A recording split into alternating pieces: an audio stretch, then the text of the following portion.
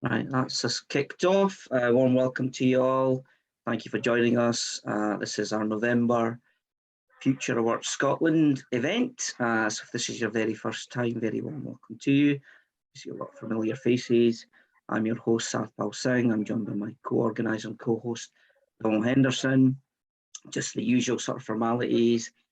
We have a very simple code of conduct. All we ask is that you be respectful to one another and everyone have a really, really good experience. This session is going to be really interactive. Caitlan just mentioned that. I'm going to introduce our speaker in a second. So we would appreciate if you can to have your camera on, immerse yourself. There's the opportunity to learn a lot of what I didn't want to link. It's going to lead us through. And if you could mute, we do tend to mute people to come on. I think there's a few people unmuted. If you could mute, that would be helpful. Thank you. And we'll do the usual kind of shout outs and things at the end, a couple of updates for you all. And yeah, really delighted to be doing this one. I am honoured. Actually to be welcoming and introducing our guest speaker, Dr Caitlan Walker this evening. Caitlan's a seasoned, experienced linguist. That's her background. She's done a huge amount of stuff in the clean language space, where I'm become more interested in. And she's been doing this stuff for quite some time, and I think she has an excellent reputation for all that she does in this space. She's also I'll try not to sully it this evening. Yeah, also a system modeler. And my fond memory when Donald and I met with Caitlan, because we do these pre-chats with our speakers, as we came on the call, we started chatting, and within seconds, Caitlan was in front of her flip chart like she is now, and she was drawing away and doing things. That was a really fond memory for me. And she was quick to remind me that she was a system modeler, which I thought was fantastic.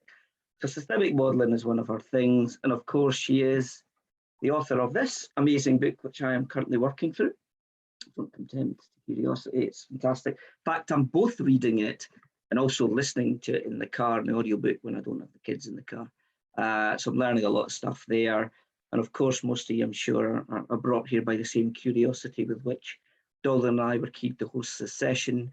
We're going to be talking about something which can be quite challenging, but I'm really fascinated by the topic, and I'm looking forward to Caitlan leading us through the exploratory discussion. So without further ado, I'm going to hand over to our guest today. Caitlan, welcome. Thank you very much, Sathpal. So hi, everybody. So for those that don't know me, essentially, I'm a modeler. I like to ask clean questions of things to find out how they work. That's it. And then as I got good at that, these are David Grove's clean questions, I started to go, oh, actually, I really want to teach other people to ask each other clean questions, because the quality of attention we pay to one another just enhances every interaction and every endeavor. So that's my raison d'etre. And I'm easily bored. So I never got a specific career path. Once I learned how to do this, almost anybody could come up to me and say, oh, does it work with maths? I go, I don't know. Let's get together and find out, when you're adding up, that's a bit like what? And I can find out how you do it and you do it, how I do it, and we can compare and contrast and start to enhance maths. Or does it work with back pain? Oh, I don't know. Let's get some people with back pain together, find out your back pain is like what? And so it's been like that for the last 20 years. And the one I'm going to bring to you tonight is death. And it's not that I've not been interested in it before. It's just that when my father was diagnosed with cancer, the way that we as a family decided to work through that, I'm really lucky that I had a sister who, although she's 20 years younger than me, she'd also trained in clean language with me when she was in her late teens. So now that we were both a bit older, we knew how to talk to one another sensitively and deeply, and to talk to our father. And so as he was getting iller, we were able to say, an ideal death for you, Dad, will be like what? Where would you like to be? Where would you like us to be? You know, what don't you want to have happen? What would you like to have happen? And so we were able to have those conversations. However, fortunately and unfortunately, one of the things my father really wanted was to have all of his family together. And we are a fractured family. And so suddenly I had to do a very big piece of unpaid work of getting my family talking to one another again, not in drama with one another, and able to be together and aligned with what my father wanted. So it was a big, clean modeling experience. And even that, I probably would have kept that quite private, just to myself and within our family. But then about 2 years later, my stepfather became terminally ill. My mother had a stroke, she couldn't look after him. And so I inherited him as well. And then I nursed him until he died. It sounds like my nursing's not very good, but they were going to, I promise, it wasn't my fault that they died. But this was a very, very different situation. So this was a man who didn't want to talk about death at all. And nursing somebody who was definitely and clearly dying, who couldn't talk about dying, as a carer, a caregiver, was really difficult because I had to second guess things. I had to, and luckily I've got a lot of clean skills. I could listen to him carefully and build in some gaps. But it made me think, you know, there was lots of things that as it got right to the end, he did tell me. He really wanted his children there, but I didn't know in time. His children were distributed around the world. They didn't get to see him before he died. He really, really, really wanted to be at home, but we didn't talk about that. He didn't tell me how important that was until it was too late. I couldn't get him home by then. There was too much equipment. It just wasn't possible. I couldn't make people do what I needed them to do in the time I had available. Whereas with my father, because we'd had those conversations, he was in our front room, my daughter was playing the piano. You know, it was just like a really, really weird, lovely family occasion. It's just that he happened to be leaving it. And so after my stepdad had died, I thought, you know, I really wish I'd had more skills to talk to him about his death and more ways of thinking about it, more ways of approaching it. And so that's where this came from. I started interviewing people about death. Because what I hadn't wanted to do with my stepfather was to enforce my, hey, let's talk about everything thing on him. So I wanted to start to interview people and get a sense of death for them was like what? Talking about it was like what? An ideal death for them was like what? So that I could start to put together a portfolio of themes and ideas. So that's how we got to this. I did a load of research. I did a lot of clean interviewing with people at very different stages, young people, children, people who had terminal illnesses, very much older people. And I started to make some themes and we put together a course, a 6-week course called Living with Your End in Mind, which is where Donald must have heard about it and then talked to Sathpal, and now we're here. And it was fascinating, a little bit like yourselves. It was a multinational group, and I learned so much. I mean, I love to clean model because I like people to find out about their own systems, but really I love doing it because I learned so much about the world and about myself by comparing and contrasting my ideas with other people's and thinking, what would it have been like if I had been a gentleman that was on the course whose mother was a death doula, an informal death doula his whole life. So from the age of 4, he had sat with people dying his whole life. I mean, how different is his worldview from mine? Or we had a lady from Mexico who had celebrated death since as far back as she could remember. And again, I was thinking, oh, what would that have been like? And we had other people on the call where it was not mentioned. That she was she came from one of those families where whenever a pet died, the pet was simply replaced. And she was told that it had just changed color. And it simply, you could not talk about death. So again, you think, what would my worldview have been like if that's how I've been brought up? How did it work? So now to you. So what we're going to be doing this evening is we'll have a couple of questions. We'll be asking you, death for you is like what? And we'll be thinking, what are your models? What's your idea? What are the first few words or the image or the idea, the metaphor that you have for death. And I'm going to introduce, so some of you are familiar with clean questions, others are less familiar. I'm going to introduce just a couple of clean questions, just what kind of, where, and is there anything else about? So very, very simple questions to help us accept and extend what somebody else is saying. So when we're having these conversations, we'll be taking time to spotlight one person. We'll ask them a few questions about their model. Death for you is like what? We'll ask them 2 or 3 clean questions. We'll change places. We'll ask somebody else. We'll change places. We'll ask somebody else. And I'm going to really, really encourage you to try some of these questions out of your mouth. We'll do some demos first, so you've had a go. You'll be off in breakout rooms, so it'll be private. It won't go into the recorded session, so you can have private discussions. And then when you come back, we'd really like you to use the chat to unmute yourselves and to share some ideas so that then we all benefit as a whole group.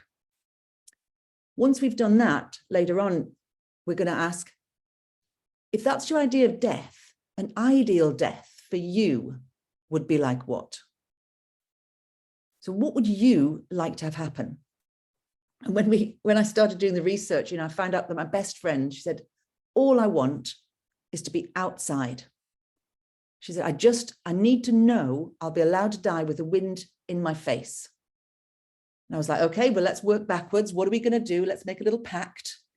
If I have to spring you from hospital, how will we do that? So there were little things that she said, I didn't know that was important until I was asked that question. So that hopefully when we do that question, there'll be some insights for you. So in order to do the demo, we haven't set this up, so I don't have any stooges in my audience, but I'm going to ask generally, death for you, your general idea about death. Death for you is like what? That I'm going to demo a few questions. You guys listen. When you think you've got it, kind of once I feel that you've all got what I'm up to, we'll ask somebody else, and then we'll get you to start generating some questions so that we're all familiar with what we're trying to do. So, who's happy to be a volunteer and able to answer the question, death, generally death for you is like what? Is that John? Yeah, I can see John there, and then I saw Gilda's hand go up. So we'll go, John, death for you is like what? The end of a chapter, possibly the final chapter. So the end of a chapter, possibly the final chapter. And when it's the end of a chapter, is anything else about the end? It's an end where you don't know what's coming next. So there'll be anticipation, possibly excitement, maybe some nervousness. So maybe nervousness, possibly excitement, anticipation for the end of a chapter, possibly the final chapter. And when it's a chapter, what kind of chapter will it be the end of?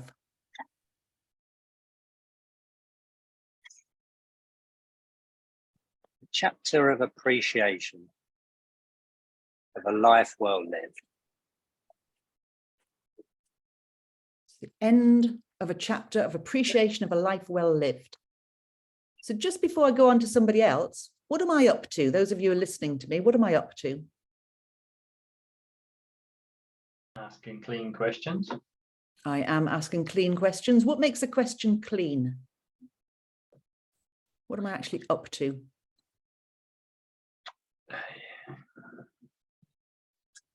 You're phrasing them in a way that is that has to be open and explorative and doesn't put any of yourself or into the situation, perhaps. Mm-hmm. And So then more about the myself, person rather than the circumstance. Yep. So I'm not putting myself in. They're clean questions. Anything else anyone's noticing me doing or not doing? You're staying very close to John's language. Very close there and modeling it right back. Yeah. See, I've written it down. If I could have written it here. Oh. So if he'd said end of a chapter, possibly the final chapter, I'm just kind of taking words and asking, I'm just applying a question to those words. It's like like hypertext. It's like I hop onto that one and see what else happens. And I go onto that one and see where that takes me. So I'm just wandering around his words. Yep. Anyone else? What am I doing or not doing?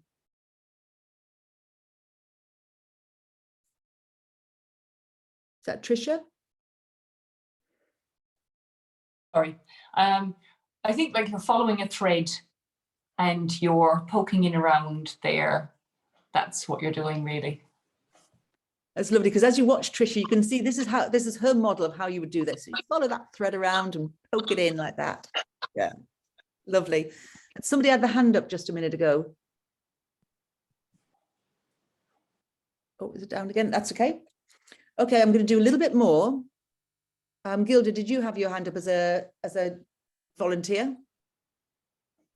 Yeah, so Gilda, for you, death is like what?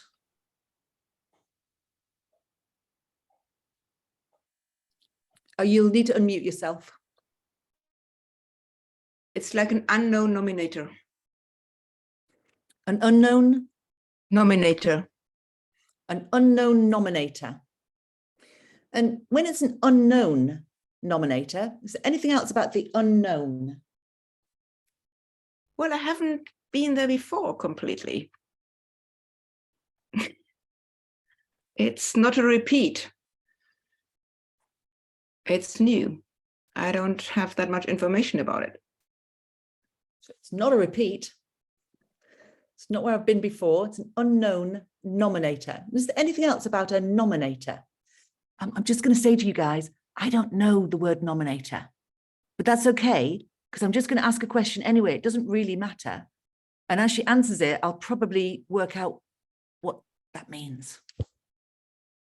Yeah, nominator is just like, it's a kind of logical thing. It's like a little bit of math. I don't know how it just came to me. Nominator, what?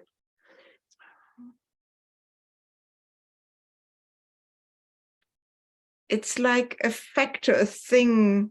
I don't know. It's a little bit like death is after life and before God knows what else. I have no idea.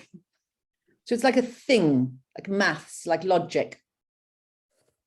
It's an afterlife and before God knows what else. And when it's like a nominator, does a nominator have a size or a shape?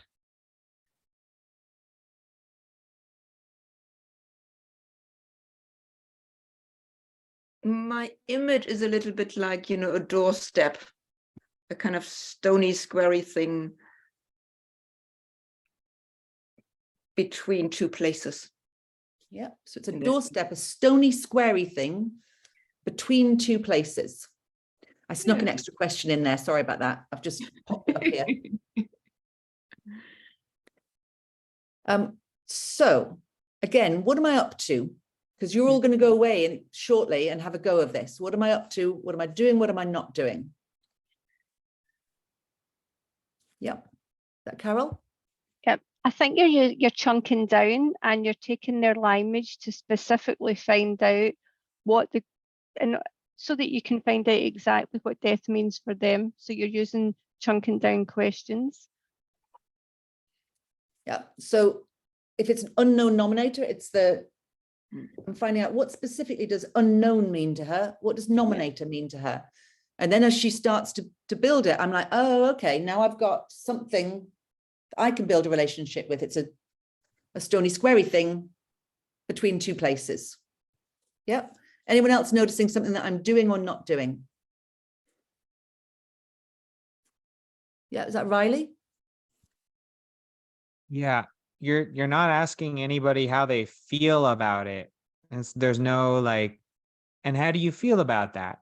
It's the continuing to explore and refine and add detail to what it is they've already said without asking them to reflect on what they're talking about and how that's impacting them. I am not asking them how they feel about it. Any ideas about why I wouldn't do that? It's like, So I mean, I wouldn't. It's not that I don't care. If they tell me how they feel, I'll ask them about whatever they've said, but I don't ask them how they feel about it. well, because maybe they haven't identified the feeling for themselves, and asking them that is kind of like, well, you should have a feeling about this, so tell me what that feeling is. And now they're considering you, and they're out of what it is their experience is. Yeah. So those of you who deal with feelings, you love a good feeling, and you'll probably do want to know how they feel about it. Those of you who don't deal with feelings so much, those of you who experience the world in other ways, being asked, how do you feel about it, is really quite an odd question. You think, I don't have any feelings about it yet. So yeah, in clean questions, we don't tend to ask, what does it look like? How does it feel? What does it sound like? Because we let people express it in the way that they've structured it, rather than asking them to translate it into a specific way. Lisa. Hello.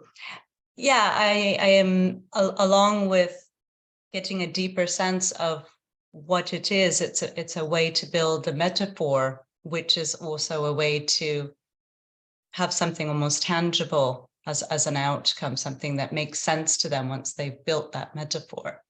Mm-hmm. Yeah, and as Guild is building that metaphor for us, we can start to try it on in our own systems, but in a format that she has it. So now we know it's a stony squarey thing, it's between two places. You know, we know that John's chapter, we know that as it's the end of the chapter, there's a bit of anticipation, excitement, nervousness. So we can start to take it through our own senses, but only once it's got form in theirs. Somebody else, was that Crystal?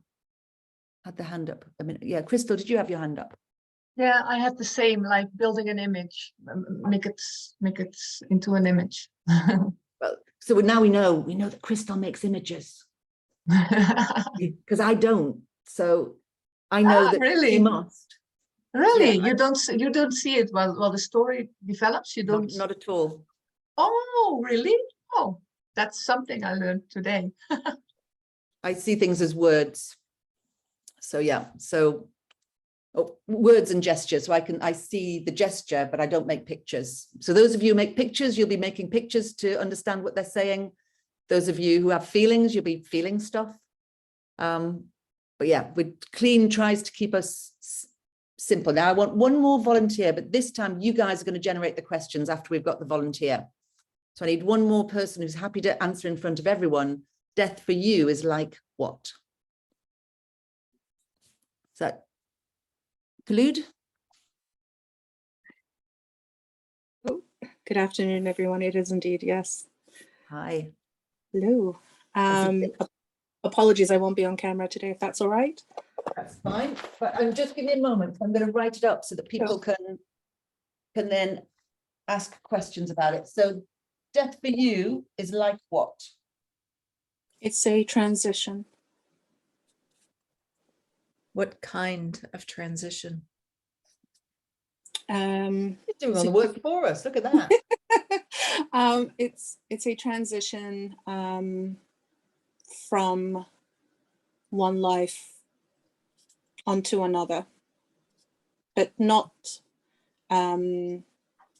resurrection, but rather, if one believes in scriptures or what I've been brought up with. I'm trying not to bring feelings into this, everyone. I've been told that there would be a transition where we then, depending on one's conduct in life, would then go on to live another life in the hereafter, I guess, or the thereafter. I'm entirely sure. I'll pause there. Okay. And of course, you guys can have as many feelings as you want. It's just that I, as a questioner, won't be asking you to have them for my sake, but you can have as many feelings as you like. So going on, I'll just put to another. Okay. So the questions that you could ask at the moment are: what kind of, is there anything else, or where? So let's just generate in the chat what are some questions that we could ask about this? It's a transition from one life. In fact, we could even we can take these words as well, but there's plenty of words there. It's a transition from one life unto another. So here are some of the questions coming in. What kind of transition is that transition? Is there anything else about this transition? Where does the transition take you? So perhaps using the term transition was a loaded one. It's a transition because for me, being raised in a particular faith means that you are constantly having to prepare for that transition through, like I said, how one conducts their life. It is constantly on your mind. Is that, well, I don't want my life to end on that note. I don't, I'm going to do something good today, not necessarily for one's own kind of gratification, but rather because it will help me in the transition to the next life. So it becomes almost transactional, actually, if that's another term to add. And frankly, I'll just say this one last thing. I'm quite resentful of the process. I really am. It's a preparing for the transition, and quite frankly, she's resentful of the process. Yes. Got to end my life on this note and do this thing for that transition. And when it's from one life to another, whereabouts is the one life? Ideally the good place. So heaven in this case. Ideally. Well, really, it has to be heaven. I'd rather not go to the other place. Sorry, guys. When it's a transition from one life to another, and ideally heaven, yes. Whereabouts is the one life, and then whereabouts is the life that you transition to? Whereabouts is the life now, and whereabouts is the life that you transition to? The one life is here on earth, right here in the present. If she was off cam, if we could see her on camera, she'll probably be gesticulating. People have a tendency to, but it's okay. We can just imagine it at the moment, but know that we're making it up. I'm going to be honest. I don't know what sticulate means. No, just gesticulate. You'll be using your hands. Speaking with my hands. Sorry, gesticulate. Yeah. Yes, so it's here on earth, and then the second life, again, ideally it has to be heaven, because I can't think all of this effort and I'm going to go into hell. But yes, and yeah, I'll stop there because I don't want to bring my feelings into this. Yeah. That's great. Okay, so this is what you're going to do. You're about to go away into a group, and you're just going to listen to what they say. You might want to write it down, because that'll help you. It'll help you just choose a word. You might still find yourself, I noticed Carol says, what does that transition look like? All that tells you is that Carol sees things. It's so natural. It'll just, and you might find yourself saying, what does that feel like? That's okay. You're not here to be judged for your clean abilities. Ask, if you really want to know, ask them, what does it look like? What does it feel like? If that slips out of your mouth. But what I'd try and do, see how far you can get with what kind of, is there anything else, and where? So those three questions: what kind of, is there anything else, and where? And you're just going to go away. And as Sarah's saying, also you can use your gestures. Just watch but use their gestures, just copying what they've done. So, remember with Gilda's, it's a squarey stony thing from here to there. Yeah, so rather than making it your own thing, to try and make your gestures match theirs, the same way that you repeat their words back. So you're going to have 10 minutes in your group. And that should be plenty to ask each of you a couple of questions. If anyone in your group doesn't want to be questioned, if they're interested in listening, but they're you know, that's not something that they want to do, that's fine. The rest of you get a bit more time. And then once you've asked each other a couple of questions, then you could maybe compare and contrast your models. But we'll do more of that when we come back into the whole group. So go and enjoy 10 minutes with a couple of people that you may or may not know. And when you're thinking about death, death for you is like what?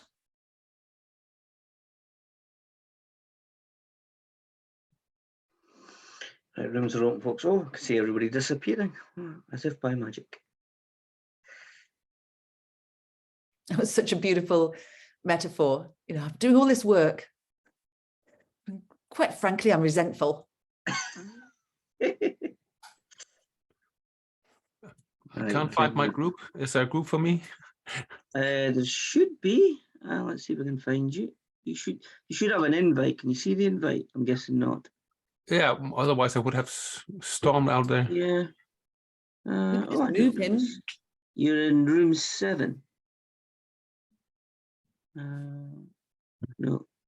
That's strange, isn't it? Zoom might be letting me down. If I can manually assign you to a group. Thank you. I'm just trying to find you in my list. Just kind of strange. Right, see if I can do it this Maybe way. I'm all the way left for another life. It was room 5. Yeah. Trapped forever in the ether, Christian. What? Trapped forever in the ether, Yeah. between the room between the breakout rooms. And that's the cyberspace, right? That's Yeah. we exist forever. No, I can't. We can also just keep him if you like, because we're going to do the exercise ourselves. Yeah, if Christian's happy with that. Yeah. Okay. And Bev, you haven't gone anywhere. Are you happy to stay with us? I'm seeing in room 5, there's only 2 folk. Christian should be in there, but there's only Christian. Yeah, so room Patricia. 5, Christian, you've not joined, so I can move you in there. That's okay too. Oh, I see. We've got 2 of the room 5 stayed behind. Yeah. Yeah. So I think that's what, I don't know if I can disable that. Why don't I put you in room 4, because there's only 2 in room 4. So you should have an invite for room 4. No. Ben, are you wanting to join a room? That's an invite. Did you get that invite? Normally I get, but I don't have any here. I don't know why. It's kind of strange. Normally it just pops on the screen, right? Should be there. Yeah, so now it's saying you didn't join room 4. So there must be something you're doing in your client, which means you're opting not to join, even though you're not intending to do that. So I can try you again. I'm going to put you into 5, so you should get the invite. Yeah, you're not joining for some reason. I'm not sure what that is. I think it's on your end. Are you getting any icons then to give you the option to go to a room? No, normally I get this is on the go join room something. Yeah. And I have no, and the breakout rooms, I can't go to them as myself. Yeah. Ben, what about yourself? Not heard from you. Are you good? Would you like to join a room? Ben might be away. You can go with that. I haven't been timing this either. How long do you think we've been going? Caitlan? 3 minutes. 3 minutes. Right, you timing, Donald, eh? Yep. Okay, good man. Right. Cheers. Okay, right. Okay, well, we'll just hang out together. Bev can join us if she likes. Sarah, are you here? Are you just off camera? Where is she? She's in Montenegro. I'm here, but I have really poor internet. Yeah, that's okay. You don't need to join in. It's just, I just didn't want to leave you out if you were. That's fine. I can hear everything, but Yeah, no, I that's can great. hear you, which is great. Yeah. And Yeah, and we Bev get just the can't black join in at the screen. moment. Okay, so what about you 3 then, and me? Death for you is like what?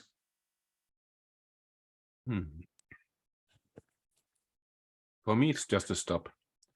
It's just the finish line. It's just yeah, it ends there. Nothing on the other side. It's just that was that.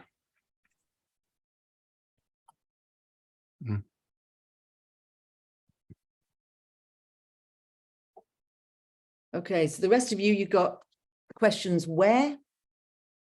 Is there anything else, or what kind of? So it's just a stop. That was that. So take one word and apply a question to it. What kind of stop? A final one. It's something you can do something about. It will end somewhere. I would like to have it like this. Will have my family around me. So I would have a nice stop, but I don't decide that.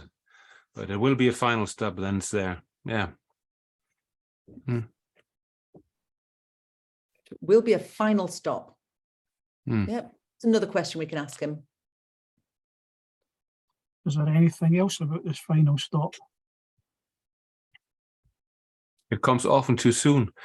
I've been there. I was a cancer patient and I was told I had to die in a couple of months, and then it stopped. So I've made none of the thoughts, and in one way it was just in what's called something like a fact. You're gonna die soon. Oh, then I have to deal with that. No, I didn't get all that I wanted, but that was that. So I have to make do with that. So it's the final stop, and you just have to make the best of the rest of it. Mm-hmm. And when it's just a stop, does that stop have a size or a shape?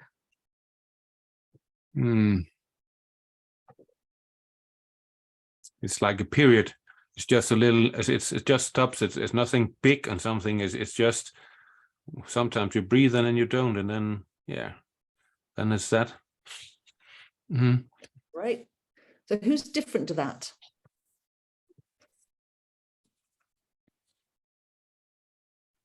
Donald or Sathpal, what are you? Death for you is like what? Sadness. A sadness. Yeah. And what kind of sadness is that? Sadness? A very visible mourning, I think. A very visible mourning. I guess I'm making connections with my experiences with deaths, especially in my culture.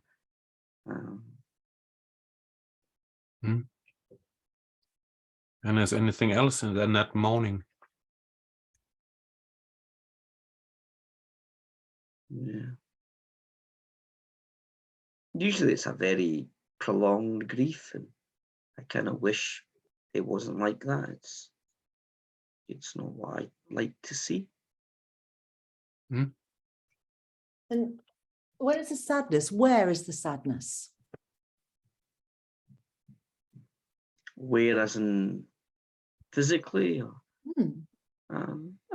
it's usually the physical place where people are coming together to usually say their farewells. So usually at the crematorium, in our temple, where there tend to be lots of people gathered together, and there's a lot of very visible grief. It's visible, like it's that. prolonged. Yeah, and then the mourning period goes on a long time. I also don't particularly like that. My sister lost her husband to COVID 2021, and she's still, obviously it's going to take a long time for her to get over the grief and the pain. That's a very significant loss for her and my nephews. But yeah, I do wish it could be more of we could celebrate, the life that, his life was a lot shorter than it should have been. He was younger than me. But celebrate the life that the person had. Ideally irrespective of the age, but more, celebrate what we had with them whilst they were here. That's what you'd like. Yeah, but that's what I would like for myself as well. I would prefer people to remember the time they spent with me and what I tried to contribute to the world, and all the things that they remember about me, good or bad, I guess. I think that would be, to me, a better way to, the way I would like to see the approach. Celebrate. I think somebody said it earlier in the sort of the fuller group, celebrate the life that someone had, life that they lived, what they stood for, what their values were, what they brought to the world, the legacy that they left, whatever that may look like. And Donald, what about you? Death for you is like what? I would say the opposite, a celebration.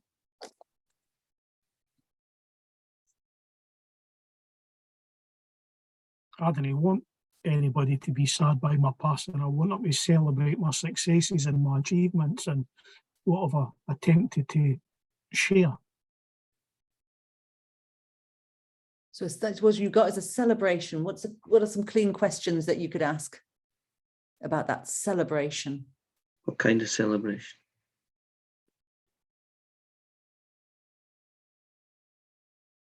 A reflective celebration.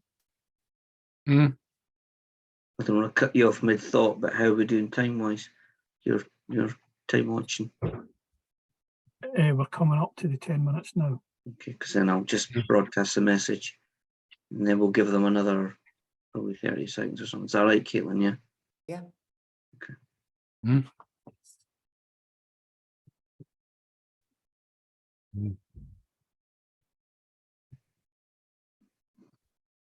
So is there anything else about the celebration than reflective?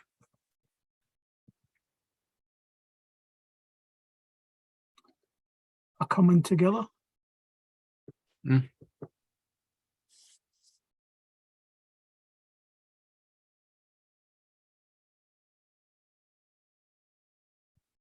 that's a coming together and a celebration and a reflective celebration. So when it's reflective,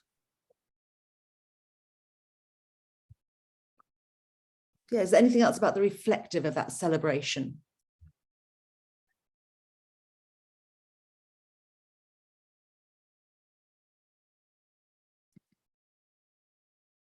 Hopefully it triggers joy.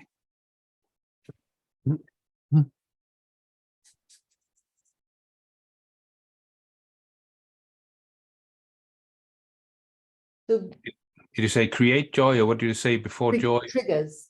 Triggers joy. Okay, thank you. It's good. It's a good word. So between the three of you, then you've got it's just a stop. Cross the finish line. That was it. Period. You breathe, no, you don't. Or there's this coming together and this visible, prolonged mourning. And it's a sadness. And it's not what Sathpal would like for himself. And then for Donald, it's a celebration, a reflective, a coming together, and one hopefully that triggers joy. Yeah.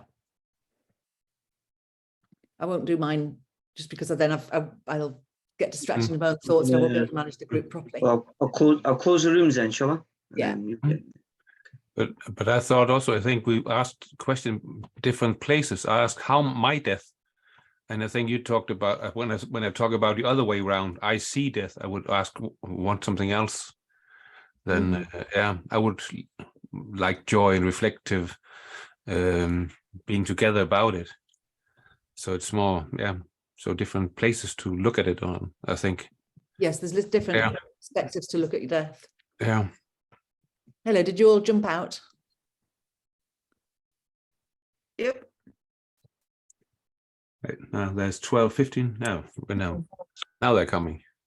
Yeah, because it goes on for another 30 seconds and then it sort of kind of forces you back into the main room. Yeah. We all love because usually it's that point somebody says something really clever or profound. And nobody hears it. Yeah. So what did you discover about how different people think about death in general? What did you discover in your small groups? I discovered two perspectives. I was asked myself like my death, and I think the other in my group asked about others' death. How when I see death. No, yeah, experienced death from another. So there was two perspectives, at least, on death. And then yours is your death. Yeah. Yeah. What did other people discover about death? That people make some very beautiful images that I find bewildering, but really interesting. Bewildering, but beautiful and interesting. Yeah, I'm like you. I can't do images very well myself. So. Yep. Any differences that you notice particularly between you?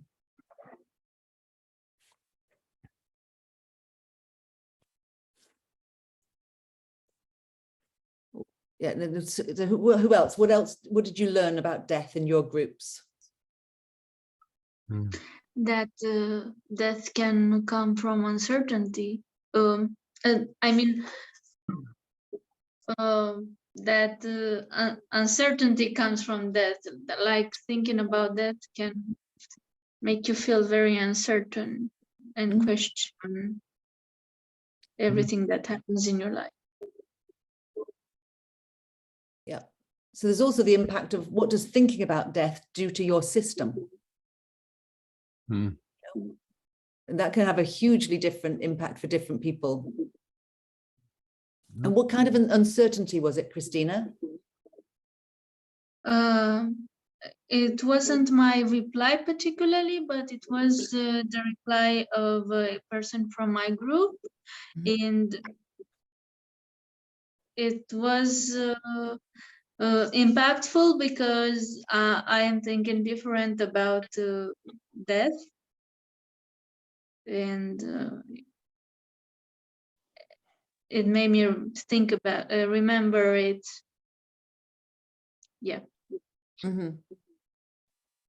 I know when I was doing the research, one of the people I interviewed was terrified of death. And when we explored that death was like what? She said it's a doorway into chaos. And then what she picked up once we'd explored a little bit through the interview was that when she died, when her mother had died, she found out that her mother had a completely new, different life that no one had ever known about. And because she was quite young, what happened was that it threw her into a sense of chaos. And now what was happening was that she was terrified that her death would be awful for her children. And so actually in the interview, it helped her to resolve a lot of what her fear and uncertainty was going, oh, I think it's going to be as bad for them as it was for me, but actually it doesn't have to be. It could, I haven't got a secret life. They're not going to find out a load of things they didn't know. Anyone else find anything interesting in their groups about death is like what? I found it interesting that the conversation in my head was focusing on myself, and in our group, we discussed the impact on others, and that was a bit of a revelation for me personally. Yeah, so not from your perspective, but from others' perspective. Yeah, the people you leave behind and possibly chaos, I don't know, depending on the fractured families that we all have. Lovely. So that was Roddy's realization. John, you had your hand up there? Yeah, we had wildly different expressions of death between the three of us. One of us was really about having a party going on around us, and a real celebration for both for the person dying and the nearest and dearest. And another one, it was, she didn't really care that much. It was more about the stepping stones in life, and moving from one stone to the next with grace and humility.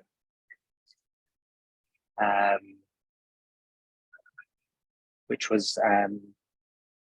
made her smile. which I found delightful. And another one was, it just comes to an end, and that's it. Mm-hmm. They're very different models. Bialo, we'll take one more. Bialo?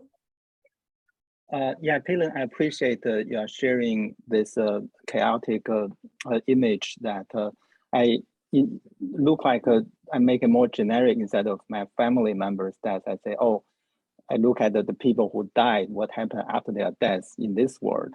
And then maybe I say, oh, the people who had a good life in terms of contribution, impact, and then that's my that give me some idea in forming my own idea about that. Yeah. Okay, so if these are your general deaths, what about you if you had an ideal death? So that's your models for death, and you've listened to a couple of different models now. We're going to go into different groups this time. But just before we do, an ideal death for you would be like what? So if you could have it go just the way you want it to, knowing obviously it's one of those things that we don't always have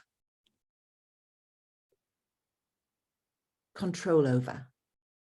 But if you could have an ideal death for you, it would be like what? Who's happy to share with the big group before we go away into little groups?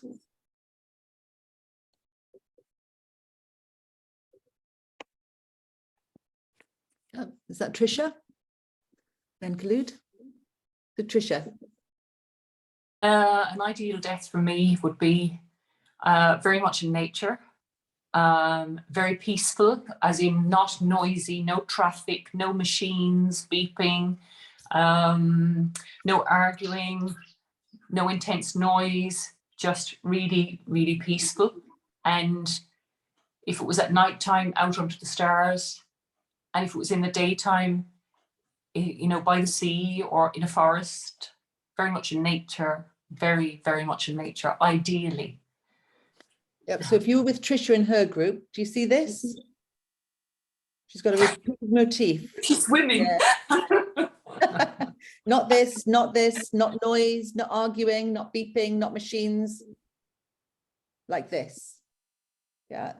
So although she's using lots of words, and obviously you can ask her clean questions about her words, but also, and when it's like this, if it's at night with the stars, if it's the day in nature, maybe the sea or forest, is there anything else about this? It is, like I said to Christina in our group, it is a quote by Ram Dass years ago I read, and it really sat with me, is death is taking off a tight shoe. And that's what I want. It's that lifting out of the body, that letting go of the body, surrendering out to whatever, to let my essence go. Yeah. So that's, death is the taking off of a tight shoe, the surrendering, the lifting out of the body. Yeah. And then Khulud, you had your hand up earlier. I have indeed, yes. So an ideal death for you would be like what? Peaceful. So peaceful. What kind of peaceful?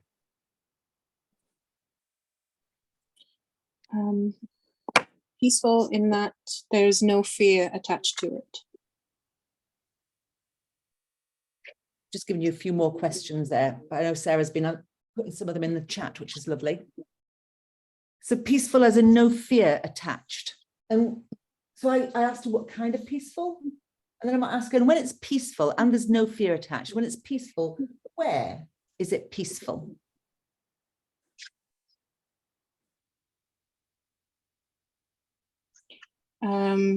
Surrounded, well, okay, we're talking about where rather than with whom. You can go wherever the question lands. Okay. So yeah, surrounded by those that are important to me. So surrounded by those that are important to me. And then, so if you've got, you can ask any of these kinds of questions, but these will get you sort of a bit more of the attributes. What kind of, is there anything else? You can go for location. You could say, when it's peaceful like that, it's peaceful like what? Does something have a size or a shape? You can even ask for, I've put in green the sort of what happens just before what happens next. So we'll give you a few questions to take away with you. Let's do one more little demo. Kyle, an ideal death for you would be like what? Timetabled. So timetabled. So what's a question we could ask Kyle?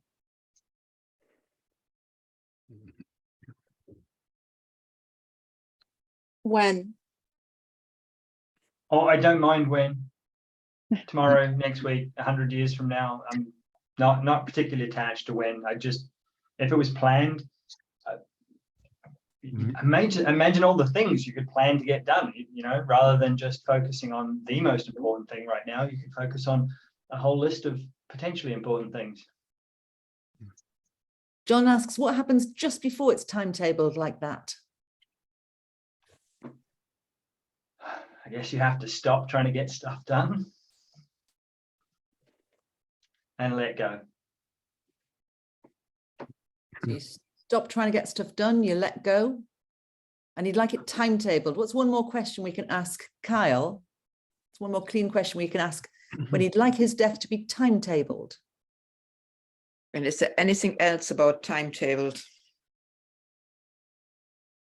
I mean, I like them. They're nice and neat and predictable. It's very efficient that way. And So- what kind of let go is that let go? Oh, what kind of letting go? Yeah.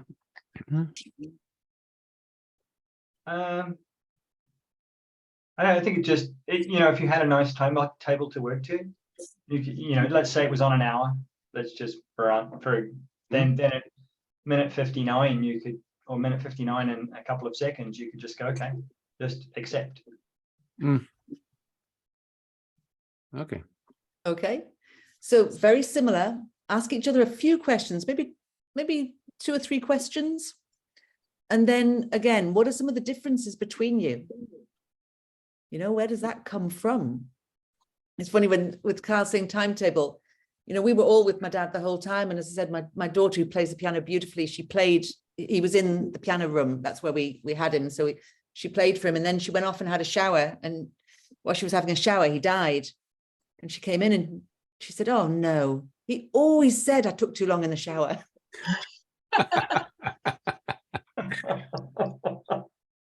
It's typical. I've been here sat here for 24 hours, and then I went off and had a shower and missed it.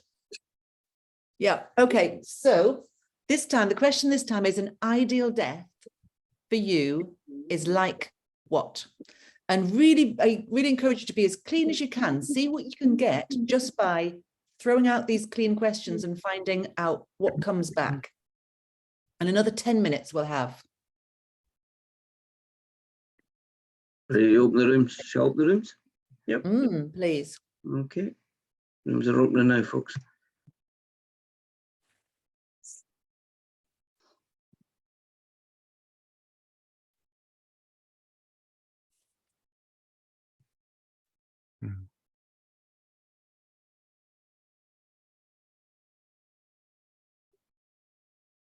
No, same problem. Really?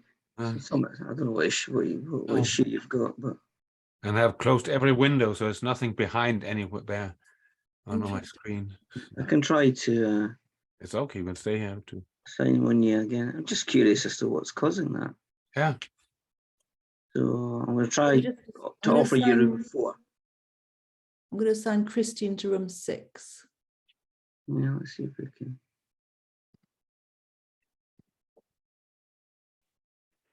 She's gone off.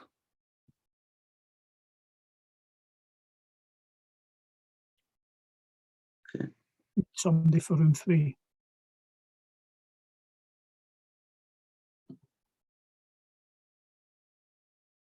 Yeah, room 3's got 3, so. You'll just have to stay with us, Christian. Yeah, shit happens. Okay. Yeah. We've got Ravi. What about Ravi? Ravi, you've not joined the room. Is that deliberate or near us? There's three in there. If Ravi, if you come back, then just let us know. Okay. So what about you guys then? An ideal death? You could have it any way you wanted.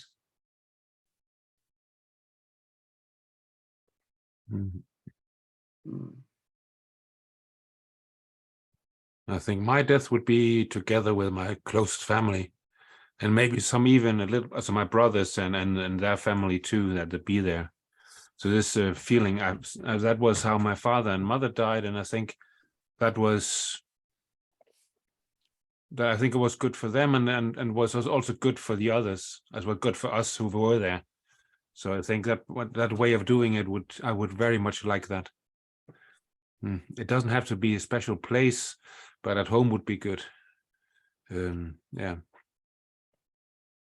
So with your family, yeah, and your brothers and their kids. What's a question you've got for Christian?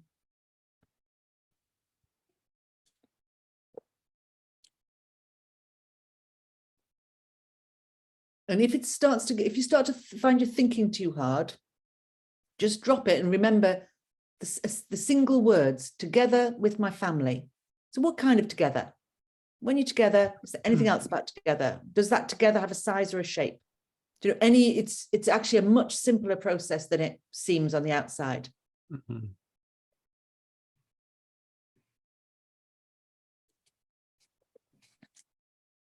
I'll start. I'll say, when it's together, does that together have a size or a shape?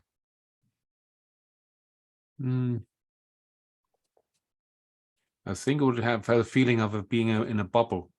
It's a bubble. It's like a tent around what's happening, and I'll be in the middle of the tent, and the others be around me. So in varying distance in the tent, kind of bubble. Yeah. And maybe someone's out having their what's called their bath, but they'll come back again. So yeah. Yeah. Was that Donald? What kind of bubble? I think it's a rather closed bubble. It's those we are here. What's that? Us inside the bubble, doing this together. Bubble. It doesn't need to. It doesn't need the rest of the world. Bubble. That kind of bubble. And is there anything else about the bubble? I think if it's there, I would be very happy, or feel calm and quiet with it. Yeah, I think that would be important. But of course, you can't ask for it. We have also a scattered family, so of course, that's something that could be difficult to get, especially if it takes a long time. If it would be a short thing, it might succeed. But if it would be a long thing, it wouldn't. Okay. And is there anybody different to that? Okay. Go ahead. Oh, you're quite faint, so I don't know about anybody else, but you're not massively audible. Okay. And is there anybody different to that? He's asking, is there anybody different to that? So let me just check. So for Christian, he'd be in a bubble, and it's a close bubble, and we're doing this together. We don't need the rest of the world bubble. And then he'd be calm and quiet in that bubble with him at the center. And then Donald saying, anyone different to that?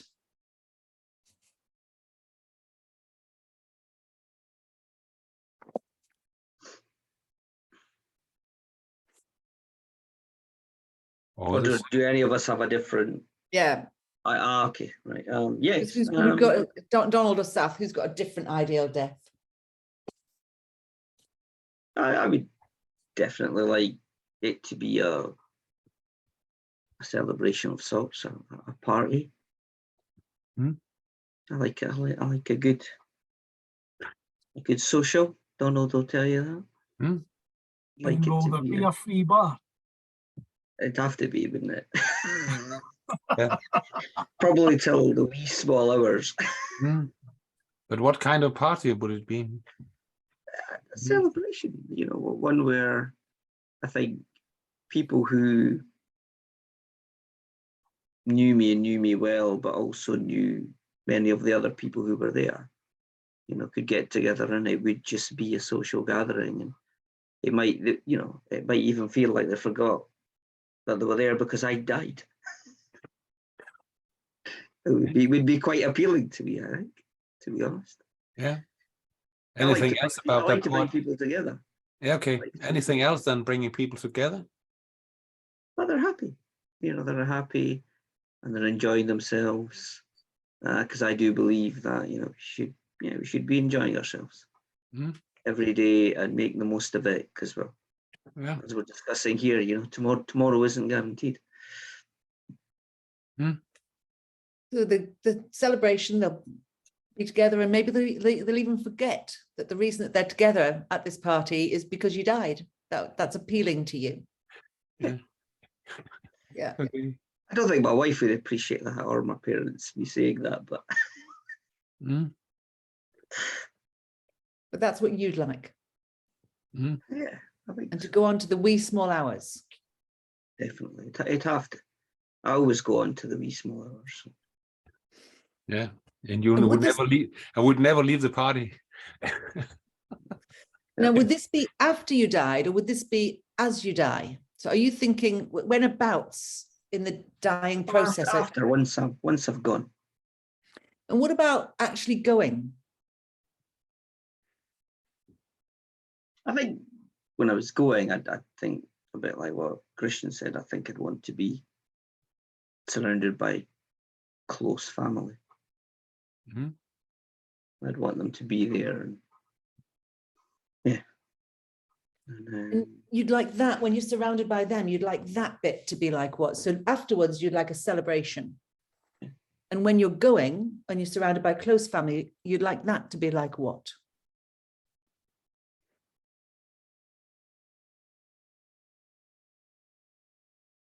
I guess more of an acceptance that I was going, and I am going, and everybody make peace with it, and don't be overly upset about it. And what kind of going would you like? A calm one, I think. Yeah. And anything else than calm? Peaceful. Calm, peaceful. To make peace with it. Yeah. What about you, Donald? Quick. What kind of quick? Well, quick. That's quite an interesting choice of words. Quick. Sudden. Sudden. Sudden. Yeah. How sudden?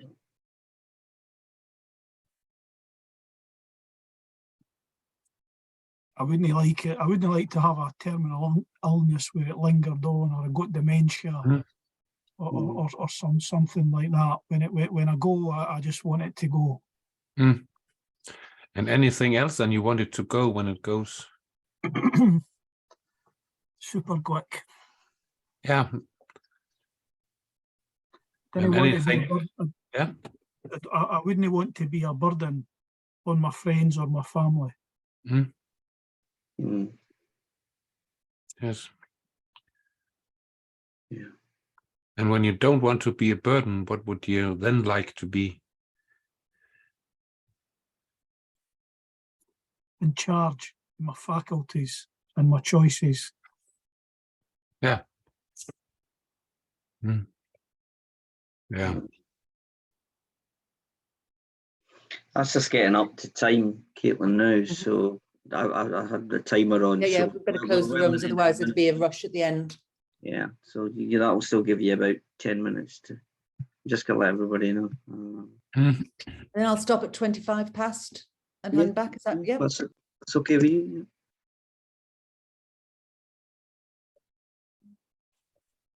Mhm.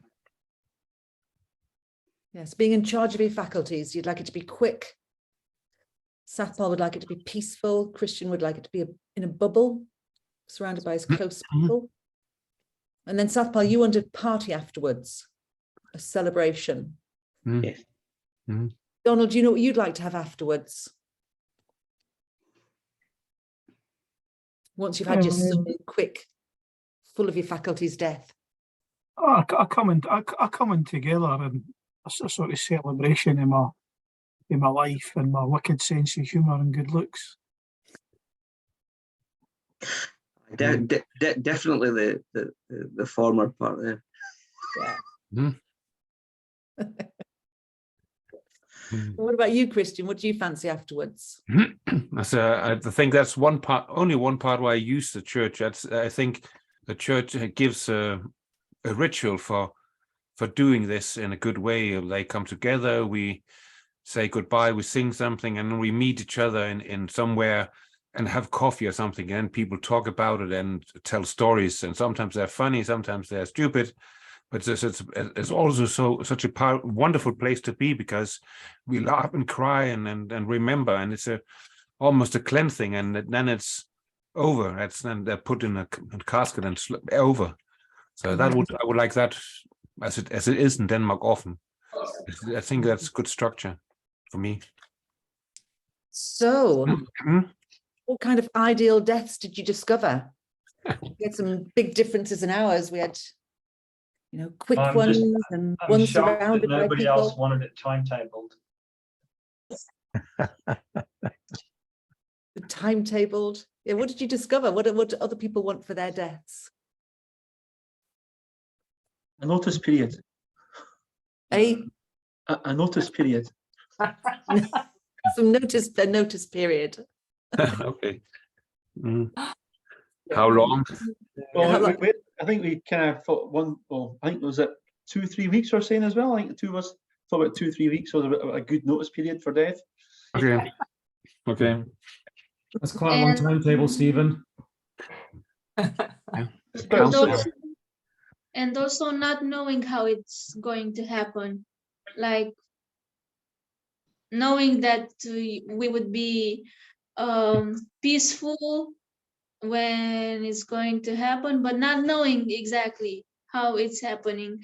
I guess that we are afraid to do an exact description for not making it happen, like attracting it. I don't know.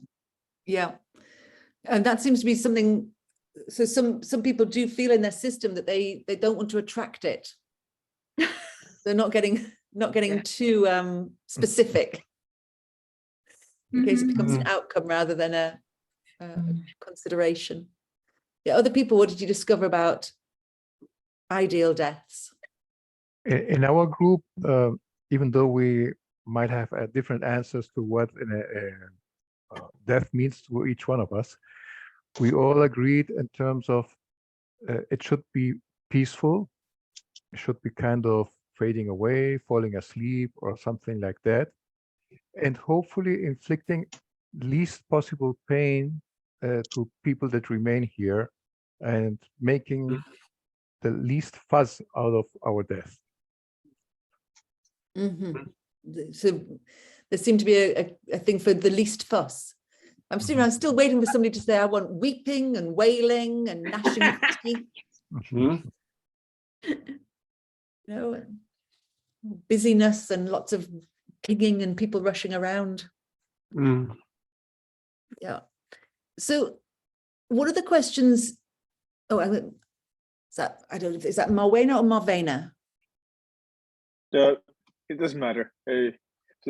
Since if I die, it won't matter how people call me.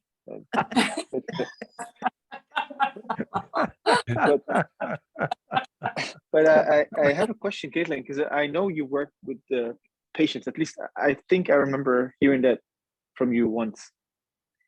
And I was wondering if this so clean language was used in this way with people who are psychopaths or narcissists or something, who like to inflict pain on others. And if a question could like do you want some weeping or etc. If that's a question that is met with any meaningful answers, or if this kind of format is useless with people who are, you know, do you understand my question? I do.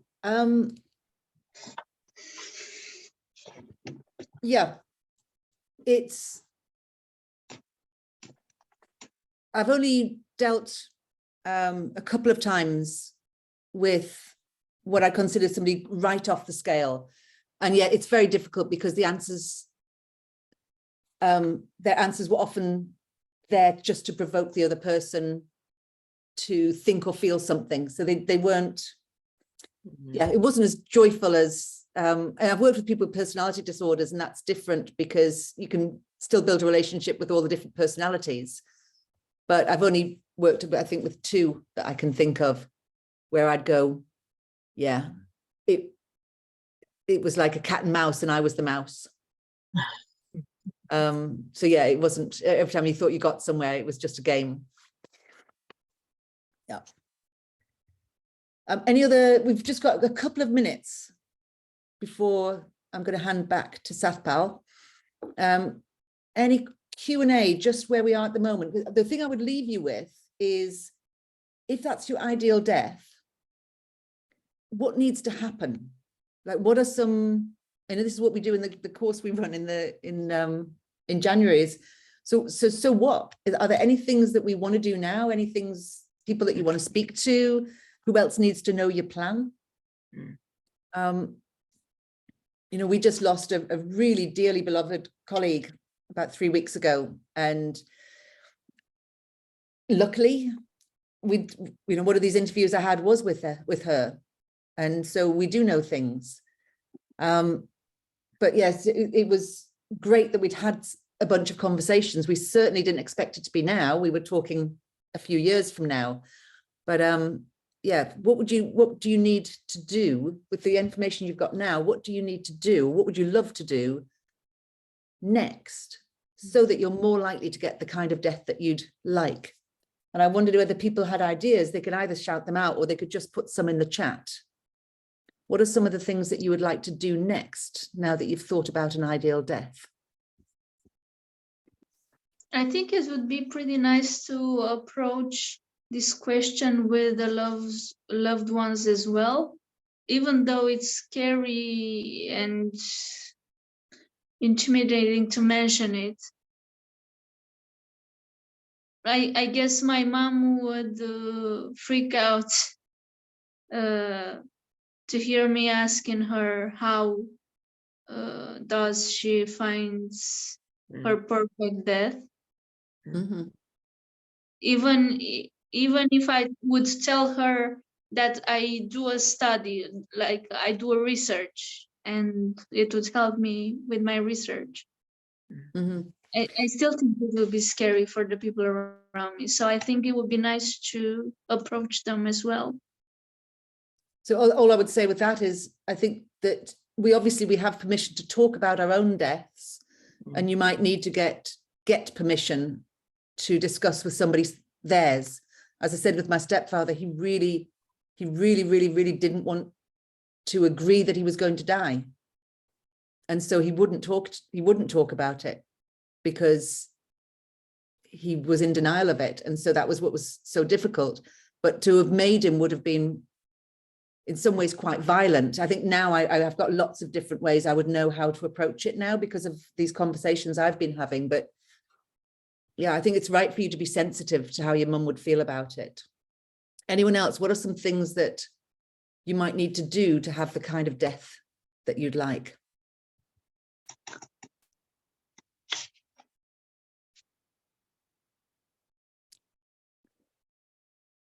I mentioned in the group that one of the things that for me is important is to close things.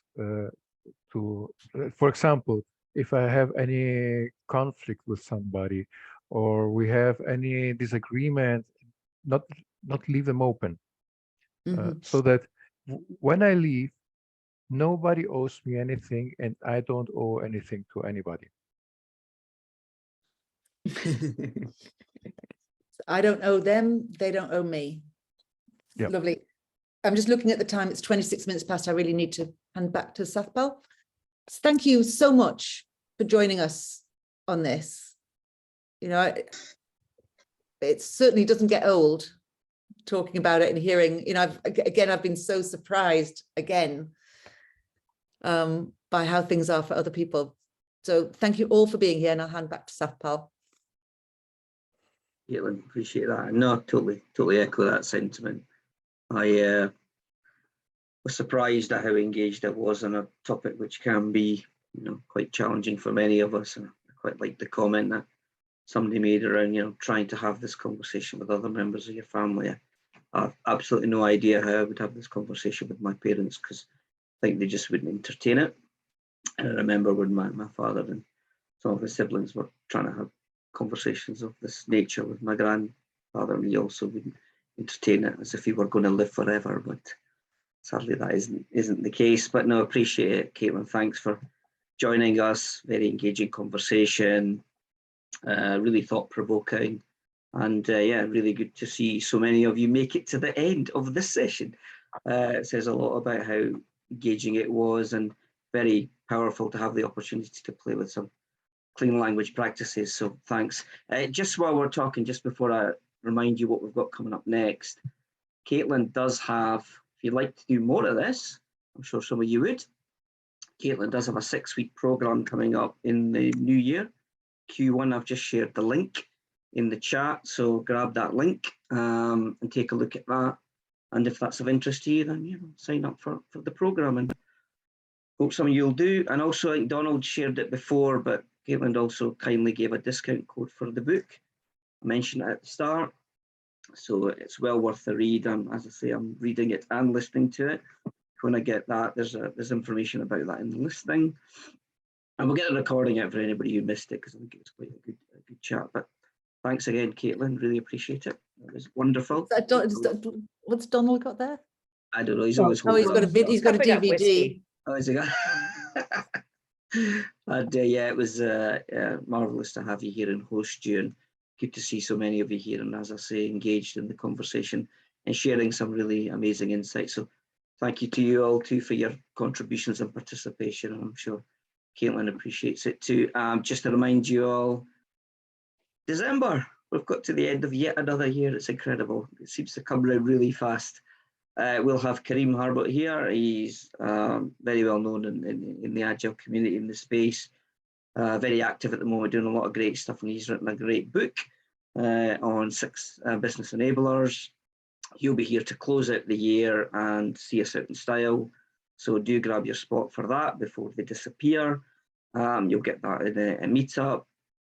And Donald and I are already talking actively and fairly regularly about plan for 2023. So we do have a bunch of things in mind in our event backlog. So you'll start to see some of them getting published soon. So look out for them. And yeah, thanks again for joining us. Really appreciate it. And enjoy the rest of your morning, afternoon, or evening, wherever you happen to be. And take care, folks. Thanks again. Thanks, Caitlan. Thanks, everybody. Thank you. Thank Bye-bye. you. Hi, everyone.